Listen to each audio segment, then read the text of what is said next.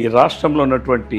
కాపు సోదరులందరికీ నమస్కారం. ఆనాడు తెలుగుదేశం పార్టీ 2014 ముందు ఏదైతే హామీని ఇచ్చామో కాపు కార్పొరేషన్ ఏర్పాటు చేస్తామని, దానికి వేలాది కోట్ల రూపాయలు అందించి తద్వారా కాపుల్లో ఉన్నటువంటి విద్యార్థులకి ఆర్థిక సహకారం అందిస్తామని, విదేశాలకు పంపిస్తామని, ఎన్నో సంక్షేమ కార్యక్రమాలు చేపడతామని చెప్పి అధికారంలోకి వచ్చిన తర్వాత కార్పొరేషన్ ఏర్పాటు చేసి కాపు కులాన్ని ఆదుకుంటే,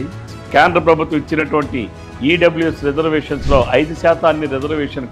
కాపు సోదరులకు అందిస్తే, జగన్మోహన్ రెడ్డి అధికారంలోకి వచ్చిన తర్వాత కాపు కార్పొరేషన్ నిధుల్ని కైంకర్యం చేసి కాపులకు ఇచ్చినటువంటి ఈడబ్ల్యూఎస్ రిజర్వేషన్లో 5% రిజర్వేషన్ కూడా రద్దు చేసి, ఈరోజు ఏదైతే ఈ రాష్ట్రంలో ఉన్నటువంటి కాపు బలిద తెలగ కులాలని ఈరోజు ఒంటరిగా చేసినటువంటి ఈ ముఖ్యమంత్రి జగన్మోహన్ రెడ్డిని ఇంటికి సాగనంపాలని చెప్పి సందర్భంగా నేను కాపు సోదరులందరికీ కూడా విజ్ఞప్తి చేస్తాను.